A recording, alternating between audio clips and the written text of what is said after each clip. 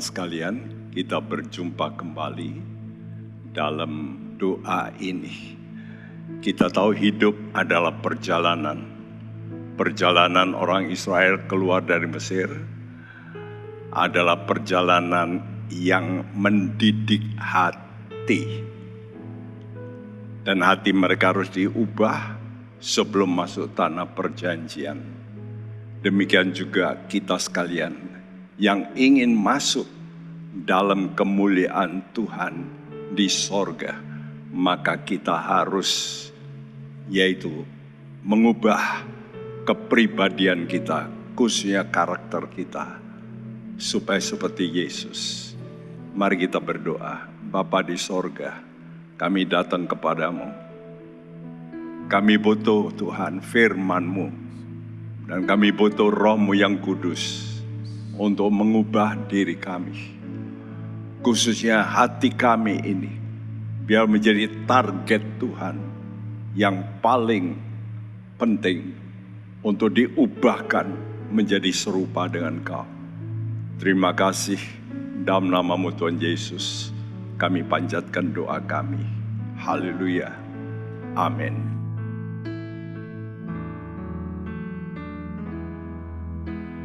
Bapa, lembutkanlah hatiku untuk dapat lebih mengasihi-Mu. Bapa, bentuklah diriku untuk dapat menjadi saksi-Mu dan mengerti rencana-Mu di dalam hidupku. Jadikan aku semakin indah di hadapan-Mu. Terima kasih Yesusku, terima kasih Yesusku. Puji syukur hanya bagi Tuhanku. Terima kasih Yesusku, terima kasih Yesusku. Puji syukur hanya bagi Tuhanku. Katakan kepada Tuhan, Bapa, lembutkanlah hatiku untuk dapat lebih mengasihi-Mu. Bapa, bentuklah diriku untuk dapat menjadi saksi-Mu dan mengerti rencana-Mu di dalam hidupku. Jadikan aku semakin indah di hadapan-Mu. Terima kasih Yesusku, terima kasih Yesusku. Puji syukur hanya bagi Tuhanku.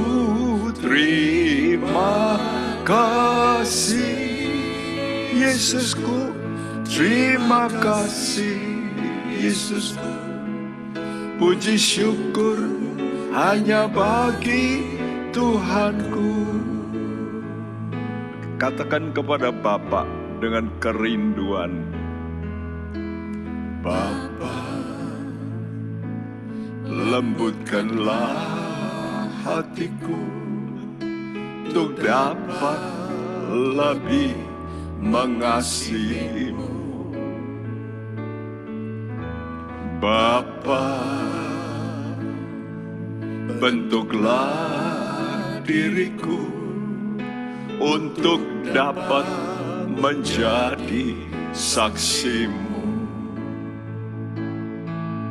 dan mengerti rencanamu di dalam hidupku. Jadikan aku semakin indah di hadapanmu. Terima kasih Yesusku, terima kasih Yesusku.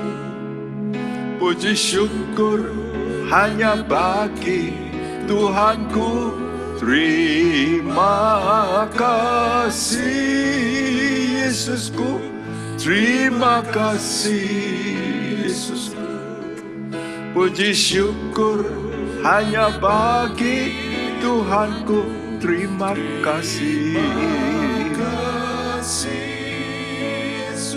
Dari hati Anda ucapkan syukurmu.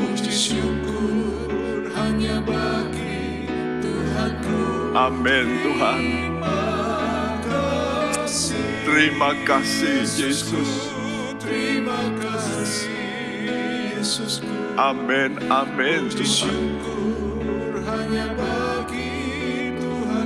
Puji syukur.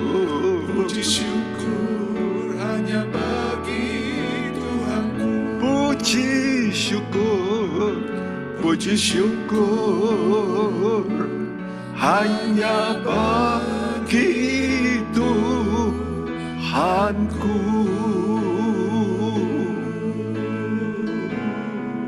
Naikkan pujianmu,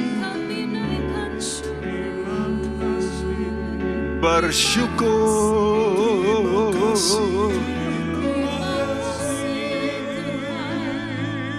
karena kebaikanmu.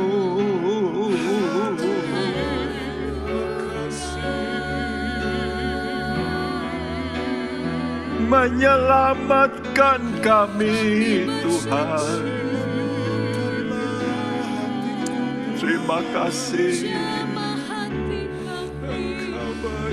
Terima kasih.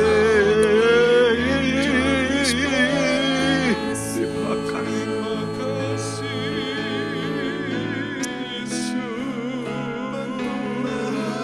Engkau patut kami sembah. Sembah Tuhan. Terima kasih Yesus.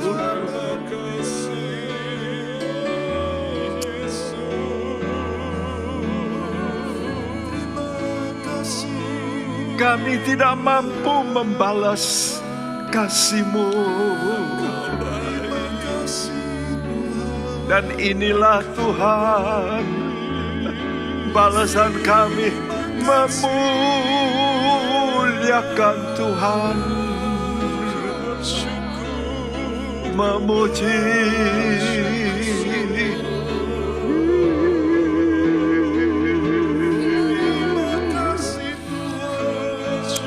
Ya Yesus,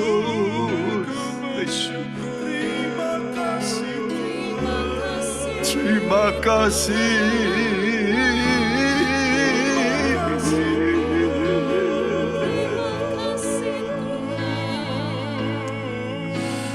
Terima kasih Tuhan. Terima kasih Tuhan. Terima kasih.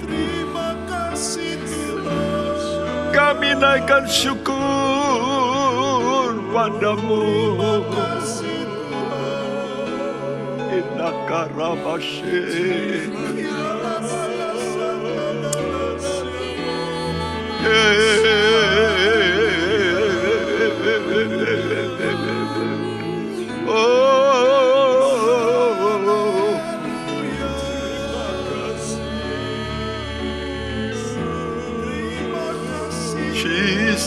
Jesus, Jesus.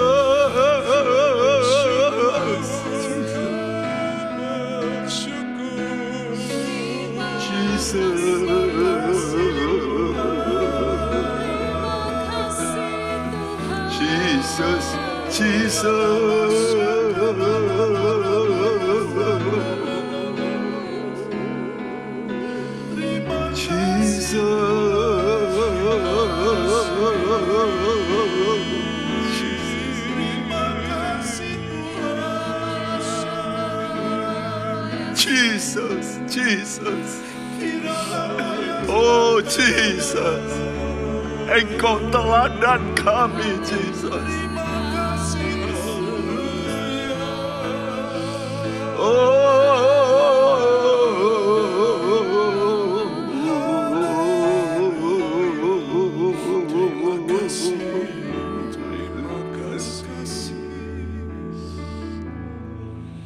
Kami mau belajar dari Engkau ya Yesus. Engkau begitu lembut, manis, dan suci.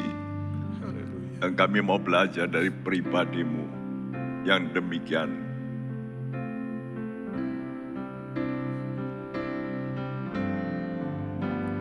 Lembut, manis, dan suci, aku pandang padamu,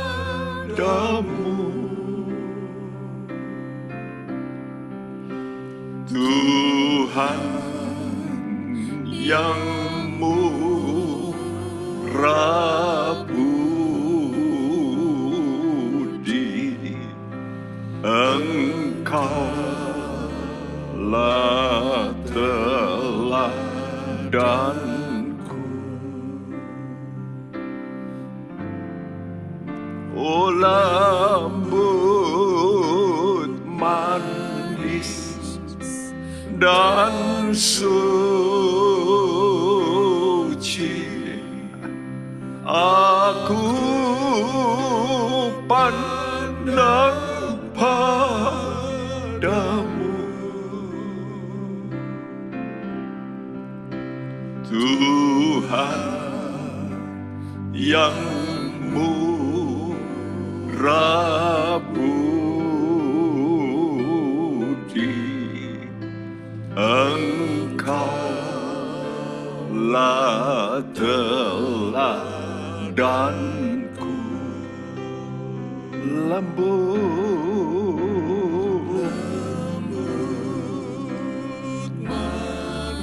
Mari teman-teman, pandanglah kepada Yesus.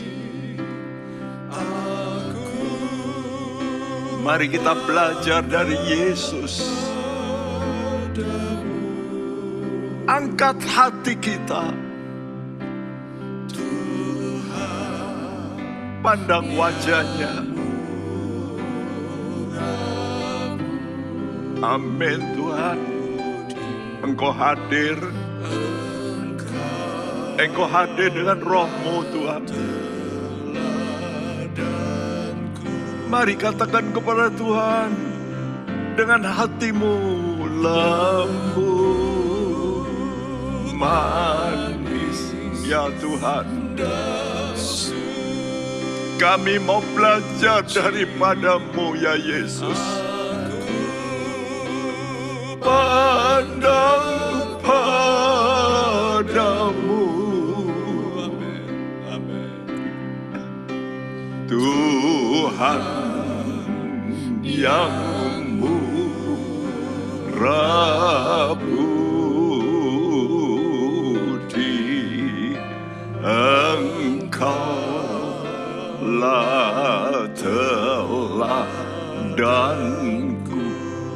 Katakan dengan imanmu, lembut, manis, yes Tuhan, dan suci, aku pandang padamu. Amin Tuhan. Tuhan yang murah budi, Engkaulah teladanku. Tuhan yang murah budi, Tuhan yang murah budi, Engkaulah teladanku.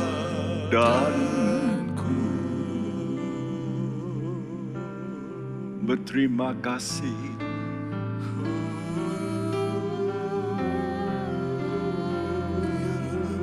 Dengan roh kami pandang Engkau ya Yesus.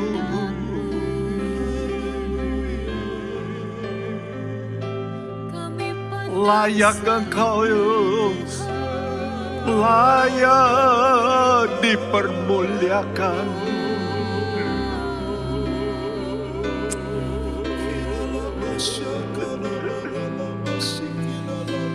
Karena Engkau telah merendahkan dirimu ya Yesus.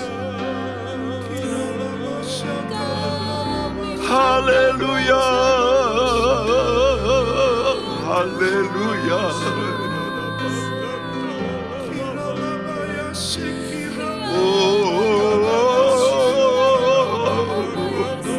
Sanakaramato.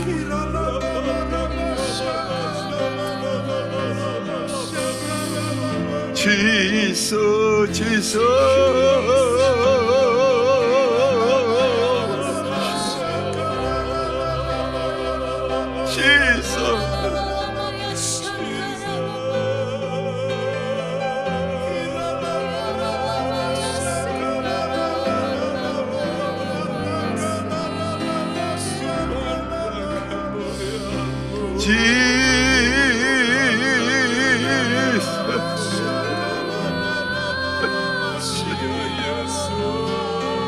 Engkau teladan kami ya Yesus.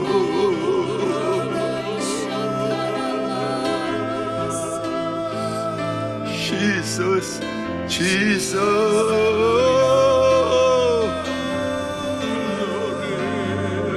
Korea Sanakar. Korea Sanakara Pastor.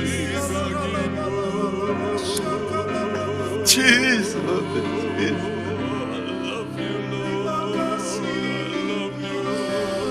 haleluya, haleluya.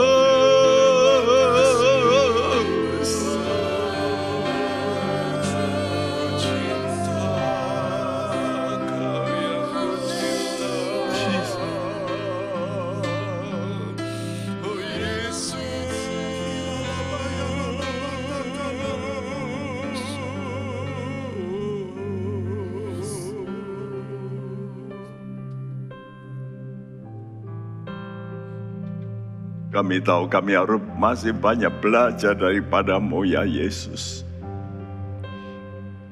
Itulah sebabnya Engkau menjelma menjadi manusia. Bukan hanya untuk menebus kami, tapi Engkau mau mendidik kami. Itulah sebabnya Engkau menjadi sama dengan kami. Bertubuh, berdaging. Terima kasih ya Yesus. Terima kasih buat fakta hidup-Mu yang menjadi teladan yang besar bagi kami semua umat-Mu. Berfirmanlah dan kami siap mendengar. Terima kasih. Dalam nama Tuhan Yesus. Amin. Saudaraku, bukan kebetulan Tuhan sebagai perencana. Dia merencanakan dua insan sebagai institusi pertama, yaitu institusi pernikahan. Seorang pria dan seorang wanita. Dua pribadi yang berbeda, namun disatukan. Dan ini merupakan gambaran juga dari Allah kita, Allah Tritunggal. Tiga pribadi tapi kompak menjadi satu dan tidak dapat dipisahkan walaupun mereka berbeda. Ya, namun punya hakikat yang sama. Nah, demikian juga kita mau belajar daripada hubungan seorang istri terhadap suami. 1 Petrus 3 ayat 1 sampai 6. 2 minggu lalu kita sudah terangkan sebagian bagaimana seorang istri itu belajar tunduk supaya suaminya bisa dimenangkan. Dan heransku, 6 ayat dipakai untuk seorang wanita. Ya, ayat 1 sampai 6. Jadi hal istri ini diperinci begitu panjang. Mengapa, Sku? Sebab ini merupakan suatu teladan, model daripada mempelai Kristus yang akan datang. Dan bagian ini membahas ayat 3 sampai 6 membahas ya tentang karakter mempelai itu. Mari kita bacakan ayat 3 sampai 6 yang berbunyi, perhiasanmu janganlah secara lahiriah, yaitu dengan mengepang-ngepang rambut, memakai perhiasan emas, atau dengan mengenakan pakaian yang indah-indah. Tetapi perhiasanmu ialah manusia batiniah yang tersembunyi, dengan perhiasan yang tidak binasa yang berasal dari roh yang lemah dan tentram. Berasal dari roh yang lemah, lembut, dan tentram, yang sangat berharga di mata Allah. Sebab demikianlah caranya perempuan-perempuan kudus dahulu berdandan, yaitu perempuan-perempuan yang menaruh pengharapannya kepada Allah. Mereka tunduk kepada suaminya, sama seperti Sarah taat kepada Abraham, dan menamai dia tuannya. Dan kamu adalah anak-anaknya jika kamu berbuat baik dan tidak takut akan ancaman. ya, peringatan Tuhan, perhiasanmu janganlah yang lahiriah, yang nampak. Ya, kata perhiasan aneh, diambil dengan kata kosmos yang berarti juga dunia. Namun juga dapat diimplikasikan sebagai dekorasi. Jadi hiasan hidup kita itu jangan berorientasi dekorasi dunia. Apa dekorasi dunia? Ternama, terkaya, tercantik, tertampan, dan sebagainya. Yang kelihatan dengan mata itu perhiasan dari yaitu dekorasi dunia. Bagi Tuhan bukan itu yang menarik. Karena ini fakta, waktu Samuel disuruh mengurapi seorang anak dari Isai, semua maju, 1, 2, 3 semua ditolak.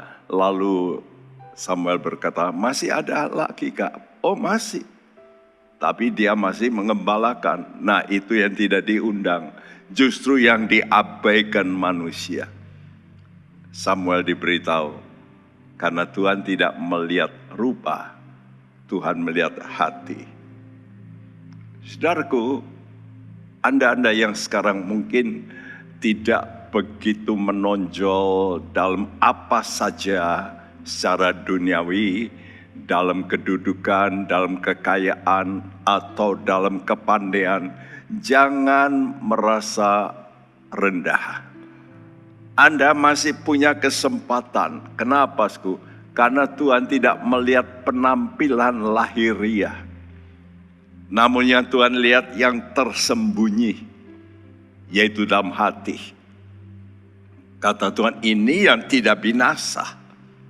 Apa itu yang tidak binasa? Roh kita. Roh kita. Ya, yang Tuhan minta itu roh yang lemah lembut dan tentram. Dan ini bisa kita isi. Kita bisa tingkatkan kualitas roh kita dengan 2 hal. Yaitu firman Tuhan. Yohanes 6 ayat 63 berkata, karena firman Tuhan itu roh dan dengan Roh Kudus.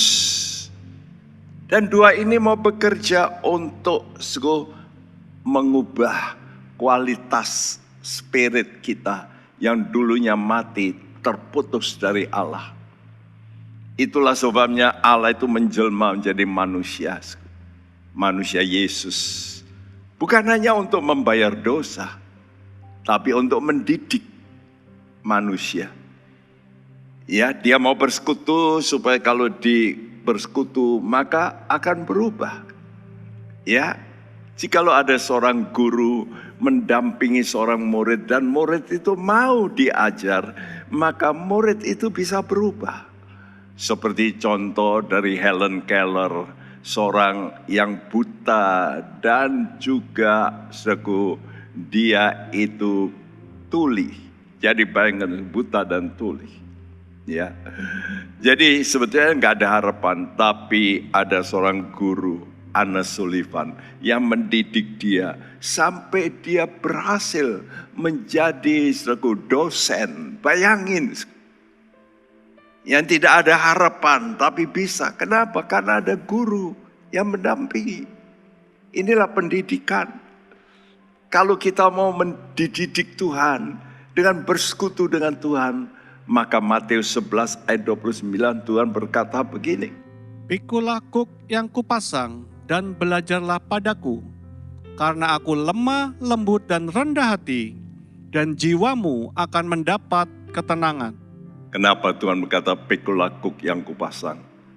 Karena itu seperti lembu yang senior dengan lembu yang junior, maka dipasang kuk. Jadi pasang kuk itu waduh nggak enak ya.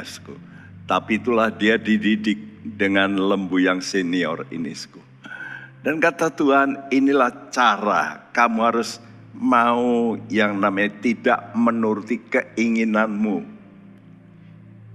Tapi ikutlah aku. Ya. Dan Tuhan kata, aku lemah lembut dan rendah hati. Dengan fakta, jiwamu akan mendapat ketenangan. Ini fakta jiwa yang terdidik. Jadi kalau jiwa sekarang Anda ini sekarang banyak keluhan, banyak gejolak. Itu tanda Anda masih belum terdidik. Mari kita introspeksi. Apakah jiwaku bisa rest, tenang, walaupun aku tidak dihargai. Walaupun aku mungkin rupa mukaku tidak begitu baik. Namun engkau tidak minder, engkau merasa tenang-tenang saja. Kenapa itu? Itu fakta, jiwa yang terdidik. Nah, inilah proses yang Tuhan inginkan supaya saudara itu nanti layak menjadi mempelai Tuhan. Jadi pernikahan, kita bicara konteks pernikahan ini. Pernikahan itu satu proses. Sebetulnya pembentukan karakter. Ya kalau sama ya kita enjoy. Tapi kalau berbeda, mungkin ada selisih pendapat, perasaan, kehendak. Dan itulah suami dan istri. Dan kita mencontoh Yesus. Walaupun hakikat sama sebagai Allah. Tapi dia itu mau submit, mau tunduk kepada perintah Bapa.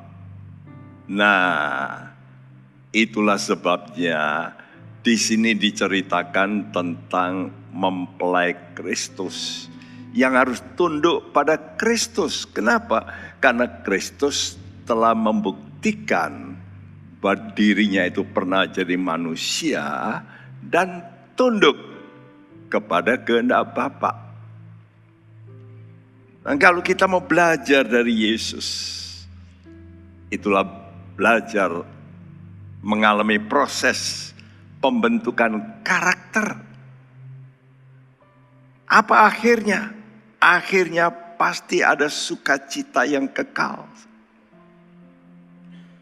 Oleh karena itu saya himbau kepada Anda sekalian yang ingin nanti mengalami sukacita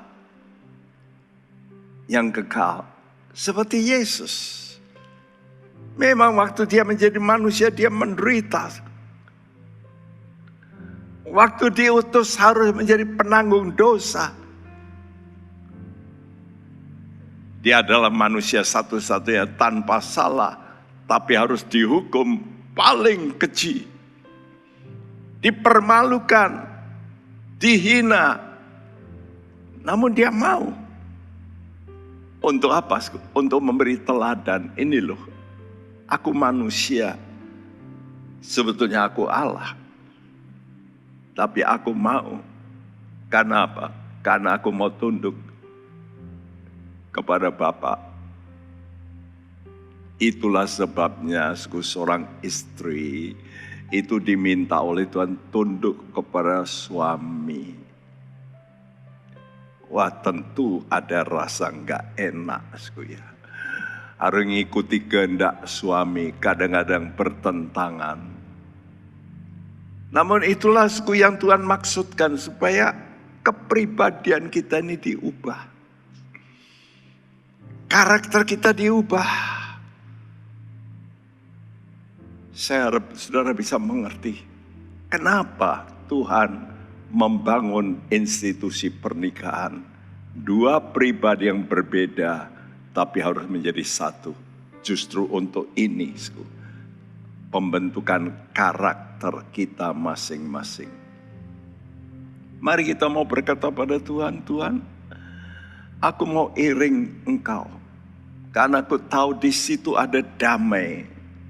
Dan itulah fakta, ketenangan jiwamu damai, sentosa. Haleluya.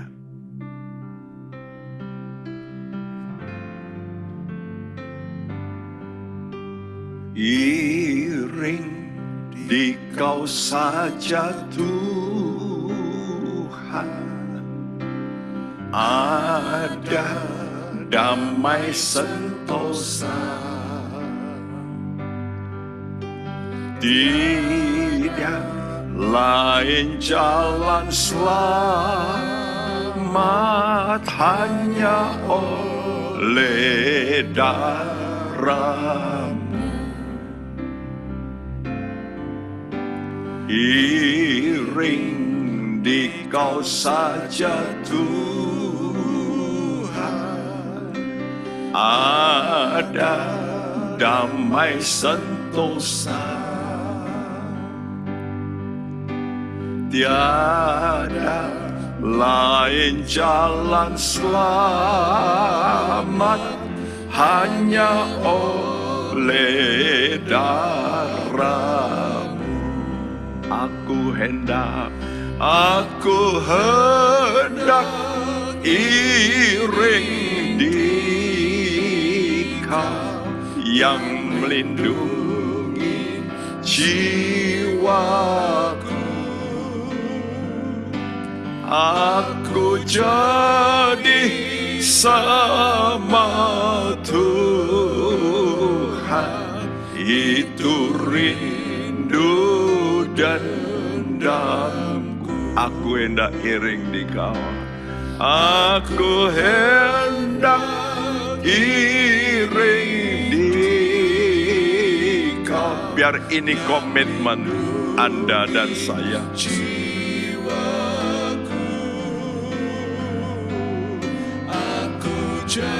Kita mau diproses menjadi sama seperti Yesus.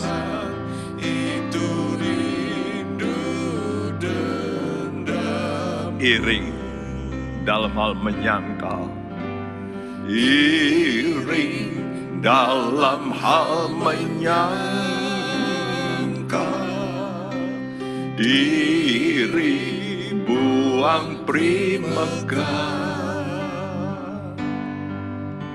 Aku hidup bersentosa kelak selama-lamanya. Yes, aku hendak iring di Kau yang melindungi jiwaku. Aku jadi sama Tuhan, itu rindu dan dendamku. Perhatikan bait kedua ini. yang berbunyi seperti ini. Iring dalam hal menyangkal diri. Saudaraku, dan itulah ucapan Yesus. Jikalau seorang mau ikut aku, maka kata Tuhan, orang itu harus menyangkal diri. Dan pikul salib. Menyangkal diri berarti kemauannya itu disangkal. Oke, karena aku harus tunduk, bukan kemauanku lagi. Aku harus membaktikan kepada yang atasan. Itulah Yesus. Apakah dia mau disalib? Bukankah dia berkata, Bapak, jikalau mungkin, lalukanlah, aku enggak mau. Dan Yesus harus menyangkal dirinya. Dia berkata, Bapak, jikalau itu memang tidak mungkin, jadilah kehendak-Mu. Itulah Yesus. Dia juga menyangkal diri. Dia buang kemegahan sebagai Allah. Dia buang kemegahan sebagai pembuat mujizat. Dan dia berkata, aku rela. Iring dalam hal menyangkal diri, buang primegah. Aku hidup bersentosa kelak selama-lamanya. Amin. Aku hendak iring Dikau yang melindungi jiwaku. Amin Tuhan. Aku jadi sama Tuhan. Itu rindu dan dendamku. Aku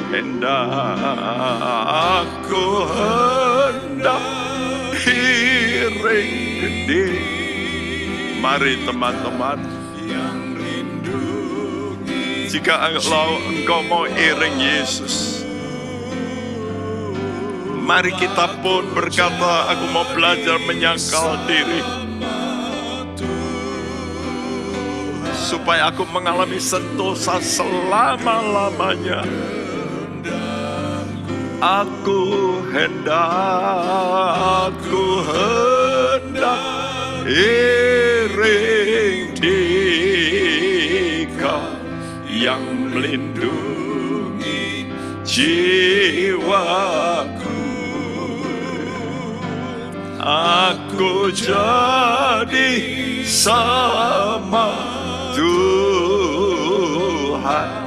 Itu rindu dan dendamku. Itu rindu.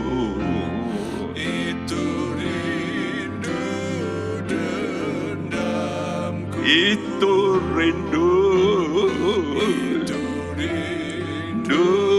dendamku.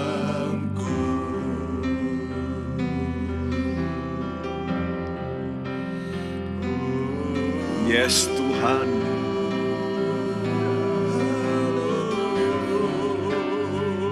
Kami mau diubah serupa dengan Kau ya Yesus.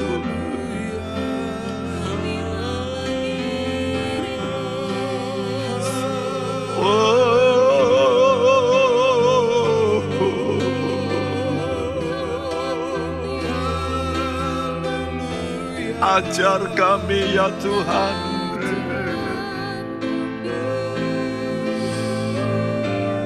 Ajar kami ya Tuhan.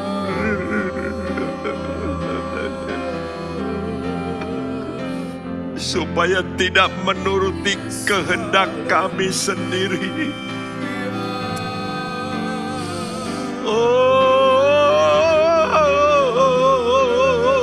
Naikkan kerinduanmu. berkata kepada Tuhan, Tuhan, kami mau seperti Engkau ya Yesus.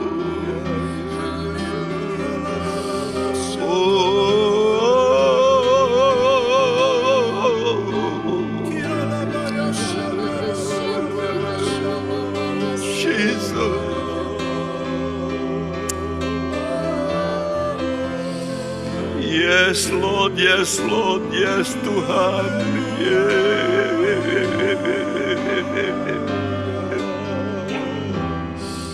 Haleluya, haleluya.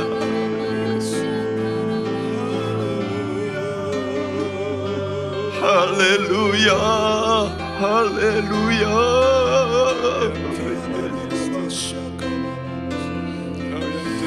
Terima kasih ya Tuhan. Terima kasih.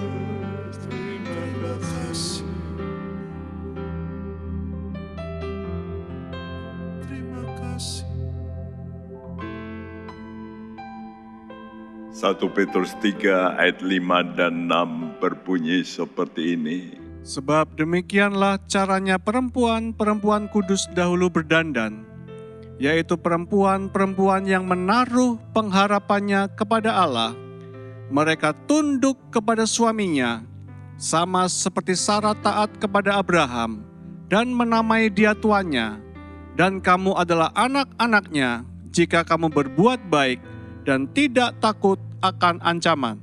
Ya, sebab demikianlah caranya, ya. Caranya perempuan-perempuan kudus yang diberikan contoh Sarah, ibu Sarah ini. Satu-satunya wanita yang dituliskan umurnya waktu dia mati. Dan dia menjadi ibu daripada orang-orang percaya. Yaitu perempuan-perempuan yang menaruh pengharapannya kepada Allah. Dan inilah juga yang harus menjadi hidup kita. Kenapa kita harus tunduk kepada otoritas? Karena kita mau belajar menaruh pengharapan kita pada Allah. Karena itu suami-suami yang mungkin tidak benar, tapi seorang istri yang tunduk harapannya pada Tuhan. Tuhan, Engkaulah yang bisa mengubah suamiku. Dia berharap kepada Tuhan. Demikian juga janda-janda. Dikatakan dalam surat Timotius, kadang-kadang janda-janda itu tidak diperhatikan oleh kaum keluarganya. Tapi dikatakan seorang janda yang benar menaruh pengharapannya kepada Allah. Saya pernah mengunjungi seorang janda karena diberi satu paket oleh om saya untuk disampaikan. Saya ketuk lama, tidak ada jawaban. Tapi saya tahu ini tempatnya, saya ketuk lagi. Akhirnya dia mungkin jalannya pelan-pelan keluar, dia buka. Dari mana? Oh, saya pendeta. Disuruh pendeta Boguansin. Oh, iya itu pendeta saya. Dia hidup sendiri, sebatang kara. Kata om saya, wanita ini sungguh harapannya kepada Tuhan. Dan dia hanya berdoa, menyerahkan hidupnya pada Tuhan. Ketundukan istri terhadap suami itu merupakan model dari ketundukan mempelai Kristus terhadap Tuhan Yesus. Siapa saja yang belajar tunduk karena memilih untuk mengikuti otoritas, berarti dia mesti menuruti otoritas kita, Yesus, kebenaran. Berarti kita mau belajar tidak memakai kebebasan pribadi kita. Jadi kita tidak berkata, itu kan saya mau begitu. Saya tidak mau tunduk sama suamiku karena dia salah. Nah, saudaraku, memang setiap kali kalau kita mau tunduk itu ada penderitaan. Tapi penderitaannya bukan negatif. Penderitaannya menurut pada Allah. Efesus 5 ayat 22 sampai 24 berkata, Hai istri, tunduklah kepada suamimu seperti kepada Tuhan. Karena suami adalah kepala istri sama seperti Kristus adalah kepala jemaat. Dialah yang menyelamatkan tubuh. Karena itu sebagaimana jemaat tunduk kepada Kristus, demikian jugalah istri kepada suami dalam segala sesuatu.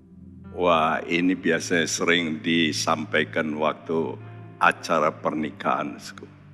Tunduklah kepada suamimu seperti kepada Tuhan. Wah, bukankah ini sesuatu yang kita katakan mana bisa? Tapi ini perintah Tuhan. Why? Nanti kita akan tahu. Oh, begitu toh maksudnya. Sebagaimana jemaat tunduk pada Kristus. Bukankah kita kalau ada masalah antar jemaat, lalu mungkin kita dirugikan oleh seorang jemaat, apa kata Tuhan? Ampunilah. Ini contoh fakta yang sering kita lupakan. Dan kata Tuhan, kalau kamu tidak mau tunduk kepada perintahku untuk mengampuni, maka Bapakmu di sorga juga tidak akan mengampuni.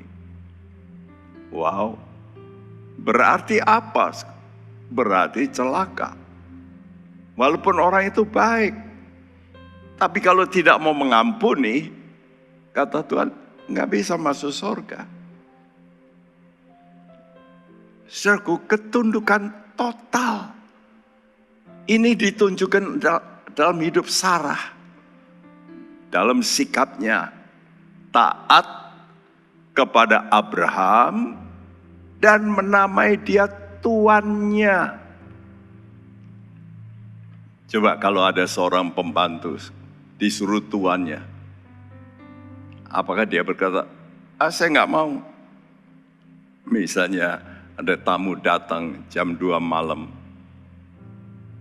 lalu nyonya atau tuan berkata, Inem, bangun, itu bukakan pintu, bikin kopi. Oh enggak, aku mau tidur, ini kan jam 2 malam. Tentu tidak, bukan? Kenapa? Karena Tuhan. Saudaraku, Sarah menempatkan Abraham sebagai Tuhan. Tuhan itu sebagai Tuhan. Ya, saudaraku, itulah sebabnya tadi katakan, tunduklah kepada suamimu seperti kepada Tuhan. Mungkin sudah berkata, waduh, kalau gitu nggak enak ya jadi istri. Nanti dulu 2 minggu lagi sudah dengar tugas-tugas suami tidak kalah berat. Ya, tapi kenapa kita belajar demikian? Apa maksudnya untuk menjadi hamba? Inilah yang Tuhan Yesus lakukan. Dia waktu menjadi manusia, dia mau menjadi hamba dari Bapa. Karena itu waktu murid-murid itu bertentangan, siapa yang lebih besar. Maka Tuhan berkata dalam Markus 10 ayat 42 sampai 45 berkata begini. Tetapi Yesus memanggil mereka lalu berkata, Kamu tahu bahwa mereka yang disebut pemerintah bangsa-bangsa memerintah rakyatnya dengan tangan besi, dan pembesar-pembesarnya menjalankan kuasanya dengan keras atas mereka. Tidaklah demikian di antara kamu. Barang siapa ingin menjadi besar di antara kamu, hendaklah ia menjadi pelayanmu. Ya, saya tekankan, barang siapa ingin menjadi besar di antara kamu, hendaklah ia menjadi pelayanmu. Terus? Dan barang siapa ingin menjadi yang terkemuka di antara kamu, hendaklah ia menjadi hamba untuk semuanya. Barang siapa ingin menjadi terkemuka di antara kamu, hendaklah ia menjadi hamba. Untuk siapa? Untuk semuanya, untuk semuanya. Terus. Karena anak manusia juga datang bukan untuk dilayani, melainkan untuk melayani dan untuk memberikan nyawanya menjadi tebusan bagi banyak orang. Nah inilah maksud Tuhan, seorang istri itu harus tunduk supaya hatinya itu berhati hamba. Ini bukan hanya untuk istri, nanti kita melihat bahwa suami pun harus punya hati hamba. Kenapa? Karena inilah jalan memang. Kalau kita ingin menjadi besar dan menjadi terkemuka, ya, secara dalam khotbah saya katakan nanti ada yang namanya langit baru dan bumi baru. Langit yang baru itu tempat orang-orang yang terkemuka. Dan nanti orang-orang yang tidak terkemuka itu ditempatkan Tuhan di bumi yang baru.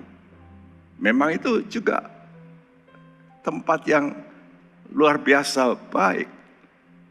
Tapi langit baru dan bumi yang baru. Makin kita merendahkan diri, makin kita akan mendapat posisi makin tinggi.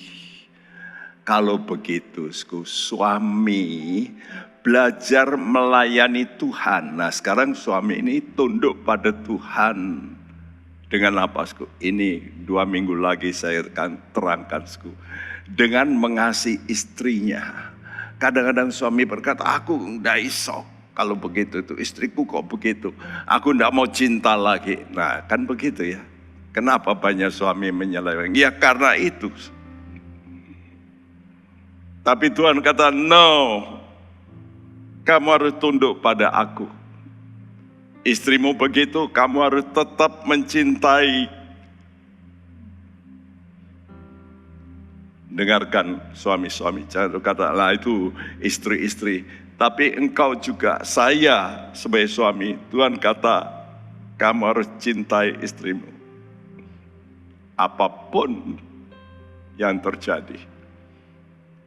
Nah ini namanya belajar melayani Tuhan. Sekarang istri itu belajar melayani suami. Sebagai apa? Sebagai hamba terhadap Tuhan. Jadi kalau begitu pernikahan itu tempat belajar melayani. Tadi pernikahan itu tempat untuk pendidikan karakter. Dan karakter itu bisa betul baik kalau melayani sebagai hamba. Baik pria maupun wanita harus punya hati hamba. Mereka yang demikian, merekalah kandidat mempelai Kristus. Karena itu mari kita mau dengarkan pujian ini berkata, Tuhan akan muliakan aku. Nanti akan semakin mulia, Dia mengubah aku melalui pernikahanku. Oh, sekarang aku mengerti pernikahan itu berarti pelayanan sebagai hamba.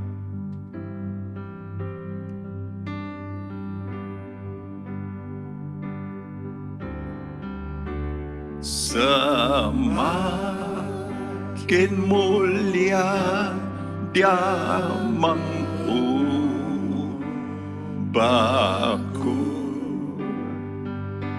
ubahku. Minta kepada Tuhan, Tuhan,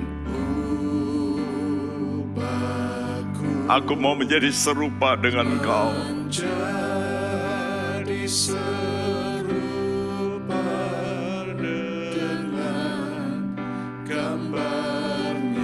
Biar dunia melihat kasih Tuhan mampu mengubah diriku. Dia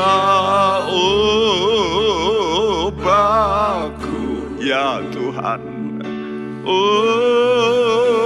Ubahku dari dunia jadi surgawi, menjadi serupa dengan gambarnya. Dunia saksikan kasihnya, semakin mulia, semakin mulia Dia mengubah. Ya Tuhan, ubahkan diri kami semua.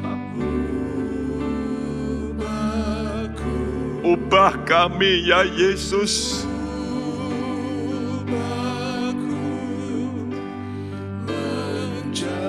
Melalui pernikahan kami mau belajar semua menjadi hamba.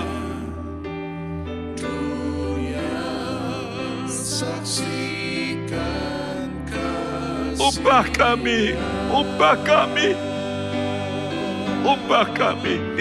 Ya ubahku,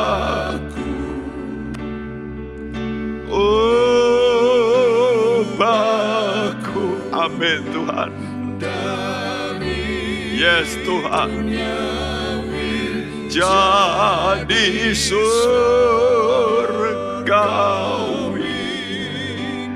menjadi serupa dengan gambarnya. Dunia saksikan kasihnya. Dia ubahku, Dia ya Tuhan, ubah diri kami semua. Baik kami para suami, baik kami para istri,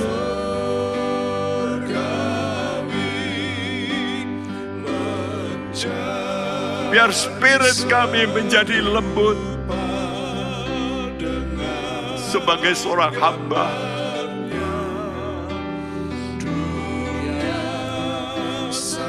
Terima kasih. Terima kasih Tuhan.